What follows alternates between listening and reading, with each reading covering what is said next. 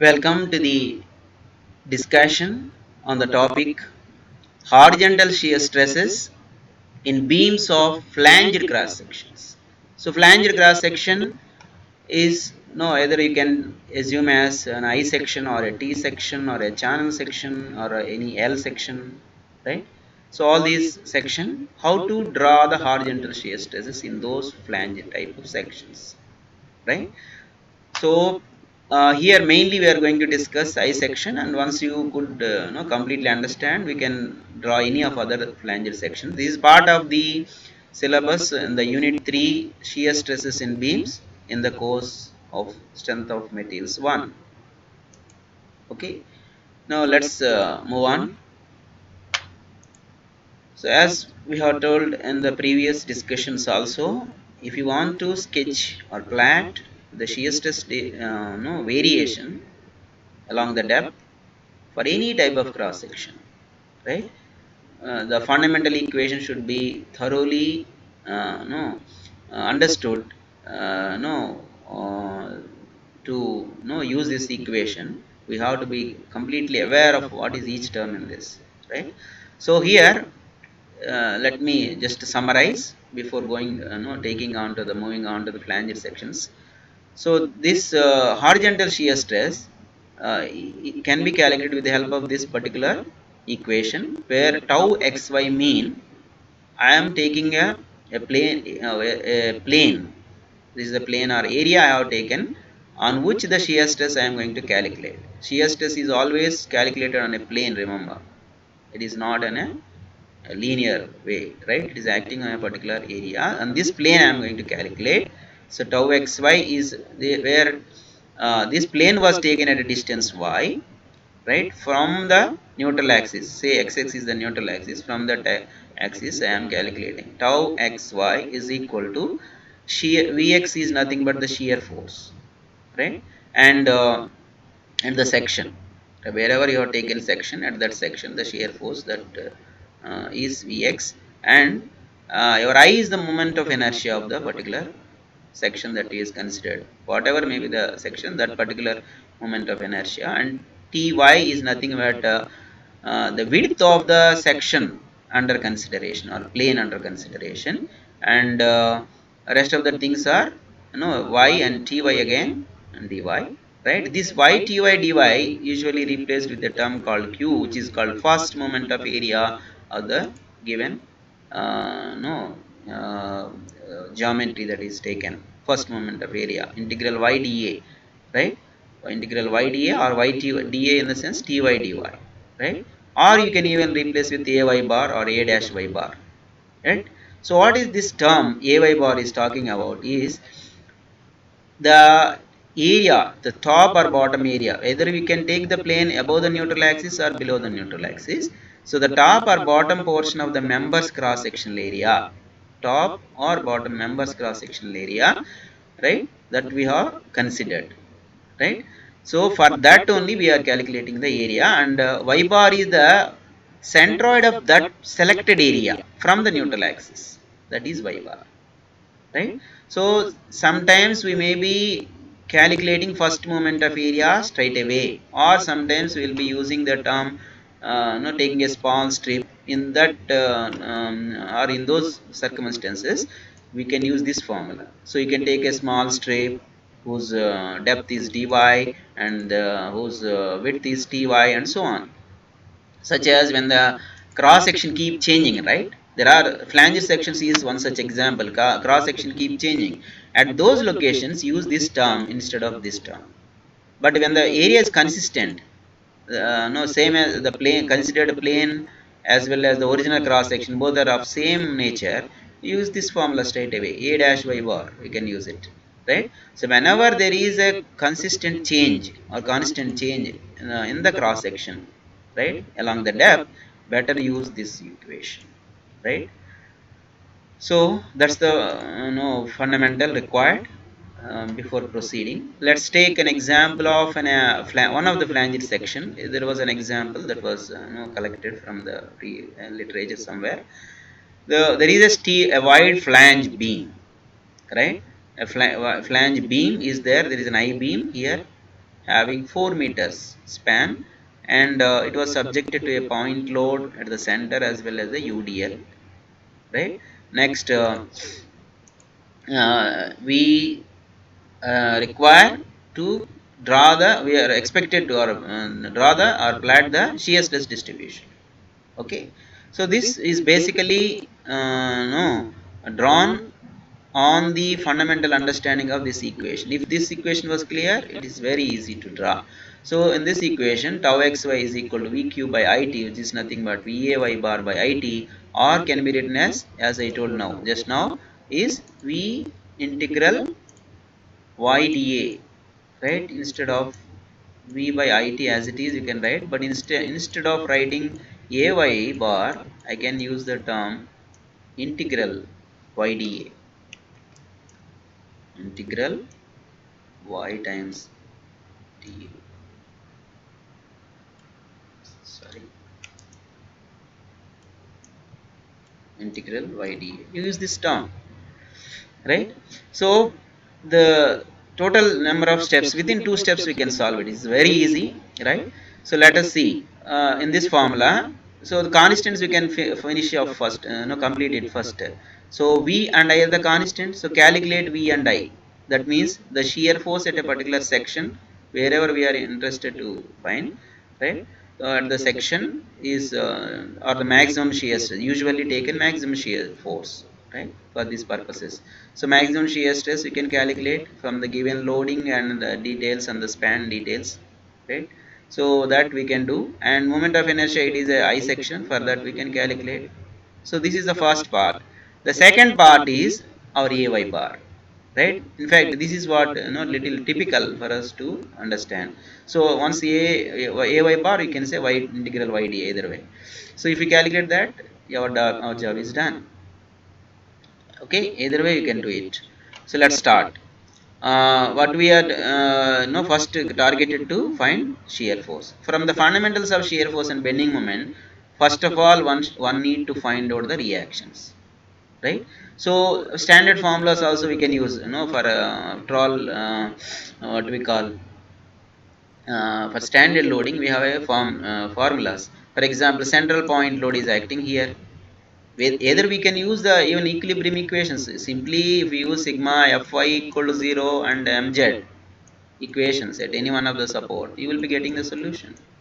But often, no, I used to see many of the, our student friends, they will be failing in applying this. Somewhere they commit mistake in writing this, right? Sigma mz at either left or right support you can apply, that is equal to 0, you will straight away get the solution, no values. But in case you are not able to do that, right, what you will do, what you are no expected to do is, you can simply use the no simple formulas you may be remembering. When the central point load is applied, so your load will be half and half shared. Okay, so 600 becomes here 300 and 300. Of course it will be acting upwards, right, to balance this 600. So 300 upwards, again 300 upwards. So one load you have completed, so forget about that load now. Take the second load. You always keep the loads in the point loads only. So even if the load was UDL, so you can replace this load. So now I am removing this load. In this place, in equivalent point load I have to keep. So this was already completed, so keep this aside. Put that other side of the, for temporarily take outside, right? So 200 acting over a span of 2, therefore it becomes 400, and again sits at the centroid, acting, and this value is 400. So again, no, you have the formulas, right? When a load is central point load is acting at a distance a from this side and b from this side, what will be the formulas? This reaction will be pb. Suppose this is a and the other load is here, that is a and this is b, then we know the standard formula pb by l is this one and pa by l is this one. So based on that, 300 plus p is 400, a is, what is a value here, right? This becomes p by l, sorry, this is pb by l, this is pa by l. So pb by l, 400 times This is acting at the centroid of the 2 meters. That means this is 1 meter, and after load it is 1 meter. So what is your B now? B is 1 meter. So 400 times 1 by 4. Right? So this becomes 400 by 4, and this becomes 400 times 3 by 4, because your A is 3, this is 3 meters, because 2 from to here to center, and this 1 meter, 3 meters. So A becomes 3. So substitute that. So what you will get? 400 times 3 by 4. So you will be getting, this is 300. 300 plus 300, that means somewhere it is around 600. Okay, so this is 600, this is 300 plus 100, 400. So 400, 600. We don't need any bending moment, so don't take no unnecessary calculation. We just know, with the help of this we can straight away plot the shear force diagram also, right? So what are the, sorry, this is not 600, 200, 400, these values are 400. So use this value, right? So 400 it will start, and in the sense there are no other loads in between, so 400 goes it up to where? Up to this. At 600 suddenly there will be a drop of no, what is that value? 600. This is 200, this is right, only the first one is wrong.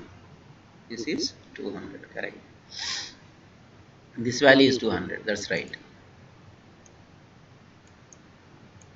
Okay, this is 400, and then slowly it drops down to 200 and then goes to 600, because here there is a UDL, we have to draw a linear line. So you got it. So your task of finding shear force is over, and which value you have to take? Usually the maximum value is referred, because for the design purposes we will be using the maximum value. So 600 kilonewton, you got straight away the solution. 600 is the shear force. Then I, moment of inertia for a high section, you can find it. Either you can find out the values of moment of inertia two ways. You can take, no, as a hollow rectangular section. I section can be taken as hollow rectangular section, okay, or you can directly find out using the simple formulation. For example, if you want to find the moment of inertia, here there are flanges and webs. Of course, fortunately it is symmetrical, but it may not happen sometimes. So of course this particular idea also works only for the symmetrical sections. So if you have this symmetrical section, what you do is you find the our requirement is to find about the neutral axis. Don't forget that. So flange you take, web is anyway at the centroid only, because symmetric. So for web you don't have to shift or use any parallel axis there. Straight away you get it. So what is the width? Width is 20, depth is 300. So 20 times 300 cube by 12, right? Sorry, 250, not 3. What is the value? This is 150, 150. All right, fine. So where was the web? Let's look at that. Yeah, 20 times 300 cube by 12. BD cube by 12. That's the simple formula. B is 20, D is 300. Right? Anyway, centroidal axis and the of this particular web as well as the total section coincides. No need to use any parallel axis theorem. Right? So 20 times 300 cube. B is 20, D is 300 cube by 12. Now there are two flanges and they are symmetrical. I can write straight away 2 times, right? 1 by 12 or BD cube by 12 again here, right? But B is what? 250 and D is 20. So 250 times 20 cube by 12. But where I got the centroid? About its own centroidal axis. So I have to use the parallel axis theorem to make this value shift to this particular axis. So how to do that? Plus ay square, because parallel axis theorem says I xx somewhere required is equal to igg about the centroidal axis plus ay square, area of this particular section times centroid distance, or the distance, perpendicular distance between the desired section and the neutral axis. Okay, so what is that distance? first of all area 20 times 250, this is the area for which we are calculating shifting the moment of inertia, and the perpendicular distance you see here to here 150, 20 is the width, so centroid will be somewhere at center, no, it's a rectangle, so it will be 10 value either from top or from bottom, so from here to here 10, this is 10, 10 plus 150 becomes 160, so a y square is the parallel axis theorem. Simplification results in this value. So that is our I value. Same thing that we can do with the help of a no simple example, hollow rectangular section. Total width is 250. Total height is 340, right? 340 outside.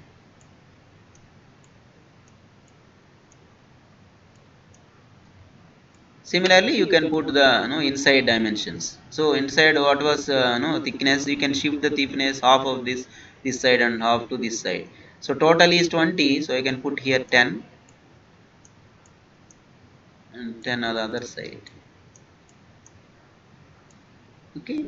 So now this is your shaded area. This is the moment. So to get the moment of inertia, which is of the shaded area, is nothing but your I section. Okay, so we know the dimensions, right? Similarly, out of the 250, this 20 is gone, this is becomes your width, and then among 340 you can no remove this 20, 20, this is 20, this is 10. Okay, so that way also you can get this value. Either way it is very simple, and you can get this value. Fine. So you are now accomplished with step 1. So let's look at it step 2, where here, so we have been calculating the moment of inertia, that was over. So the moment of inertia is 301.3 times 10 to the power 6 mm power 4. Okay. Now we move on to the second step. As we told, we are using only 2 steps to solve this. So first step is the shear force and moment of inertia over. Now we calculate ay bar and tau xy separately for the flange portion and web portion. Okay, so you have to take a strip in the flange portion in the first case, and you have to take a strip in the web portion. So let us start that. Calculate ay bar. So how to calculate the ay bar? Here you take a strip in the flange portion. So only in the flange portion you take a strip like this. Okay, this shaded, if somebody could not able to see, I am just expanding it. So this is the shaded part. Okay, so having taken that, now you find calculate your ay bar and tau xy separately at the point. Let us say our point above point is b dash, and because this is the junction point above flange portion. Let's say the same point in the flange portion can be referred as b dash, and when it touches the web part, it's going to be b. Same point, but in when it is in the web location, it is b, and it is in the flange portion, it is b dash. So I am working out the at the point b dash in the flange portion first, right? For that, what I am doing first, ay bar calculation. Okay, so the area of this is the strip, right? The area of that is going to be 0.25 times 0.02. So that was the area. Now what is the centroid of this particular area from the actual centroidal axis? Right, is a symmetrical portion, so centroid will be, this distance is 150, right? So 0.15 meters, and this 0.02 center becomes 0.01, so that 0.01 plus 0.15 becomes 0.16. That's going to be my centroidal distance of this particular area from the centroidal axis of the I section. So now tau b dash, I am going to work, I am going to use the formula. What is that? QAY bar by IB. Q is the shear force acting, that was given, in fact we have worked out, right, from the loading diagram and all. So 600 Newton we got the maximum shear force in the entire beam, that into this AY bar I am simply substituting that, and the moment of inertia also we got. Okay, this is actually into, right, 301.3 10 to the power minus 6, and if you, because we no 10 to the power 6 mm power 4, right? That's the correct value. Now I am substituting rest of the units are all in meters. Let this also be in a meter. So in that case, this is going to be minus, because when you calculate convert the mms into meter, it's going to be 10 to the power minus 3, right? So then what happens?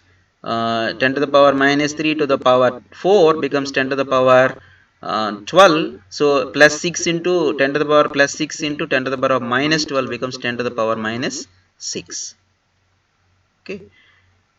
Now that's why it becomes, instead of 10 to the plus 10 to the power 6, it's going to minus 10 power minus 6 meter power 4. And then if you simplify that, you are going to get a shear force at the flange location as 6.37. Okay. And the calculation of the shear force at the junction, at the same point B in the web portion, because I called the same point B in the flange as B dash and in the web as B, like, because the juncture point. So what is changing between that? The area is not going to change, same area is applicable. Above point B, this is the only area available. Only way, what is the variation is going to be the width of the strip. When I take B dash means I am going to take in the flange portion. When I take web means I am going to take the width of the section as the web width. So instead of taking 0.25 in the above calculation, I am just taking 0.02. That's the only difference. Now if I, in other words, other way of calculating it is in proportionate to the web thickness, right? So whatever your value got it, that value into web thickness is how much? It is inversely proportional, actually inversely proportional to the width, right? Because in the formula, width is inversely proportional to the shear force. So whatever value you got, you simply multiply that with 0.25 divided by this particular width, right? What is this width? It is 20, right? Width thickness is 20. So 20 means 0.02. So if you do know that, you will be getting 79.7, right? Either you can proportionate or you can change the web width, that's it. Either way you can do it. Okay, in this calculation, instead of 0.25 you put 0.02. Now take a strip in the web portion. I am moving on to the web portion. Take a strip in the up to the web portion. Remember, web strip doesn't mean only up to here, because the derivation itself saying the area should be taken beyond the section chosen till the end. So whole area I have to take. So I have to take this area as well as this area. So my calculation of AY bar involves here the whole area, right? So that area becomes AY bar I am also calling as Q, right? So for that, first I am flange area, if you take point, what is this area? 0.25 times 0.02. Where is the centroid lies down? 0.16, we calculated earlier. And then remaining part, that is 0.0, this height is 0.15 and this width is 0.02, right? This is the width. The width is this 20. So 0.02 you take that, and this height is 0.15. Where is the centroid of that? Exactly center of this 0.15, that means 0.075. So you multiply that, you got AY bar as point this much value. Substitute that, you have the formula QAY bar, right, or FAY bar by AB, right? Either way you can express. So 600, and this AY bar value got it, and the moment of inertia in terms of meter power 4, and then the width of that. Now we are in the web, so 0.02 only have to substitute. So we got 102.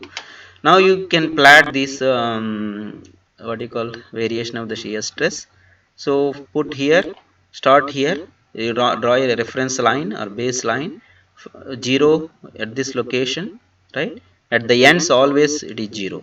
So shear force at the point B is 6.37, that you mark it, and join this by a parabola, because the whole variation of the shear force is parabolic variation. Okay, so join by parabola here, and at this location the sudden change is there. So from 6.37 we have seen, from 6.37 to 79.7 it is varying. So you can straight away increase the value to 79.7 at the same point. That's why you should draw like this. And then again, you know, at the point maximum value occurs at the neutral axis, and that is 102. Join this 2 points by again another parabola. Once after getting this, you don't have to no struggle.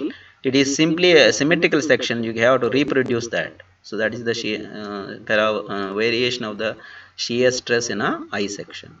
Once you understand this, with this understanding, you can draw for all the flanger section. May not be to the magnitude, shape you can flat very easily. For example, this I section we have seen now, right? So in this, here it is 0. Then from here to you draw a parabola. Sudden increase is there because the width is suddenly reducing, and then maximum value occurs at the center. Again join this ordinate and this ordinate by a parabola and reproduce this mirror image on the bottom side. For T section also, right, you draw a reference line, put 0 value here, right? From here to here you join with a parabola with some magnitude, okay, because the width is reducing, sudden increase in the shear force will happen, and finally it has to be taken to 0 value, okay. And then also this shape similarly, okay, width reducing, gradually increasing, and take this to n to 0, and for that you have to join with a parabola. Everywhere the variation is parabola, remember that, okay. So with that is the topic of the variation of the shear stress in the flanged beams. Thank you.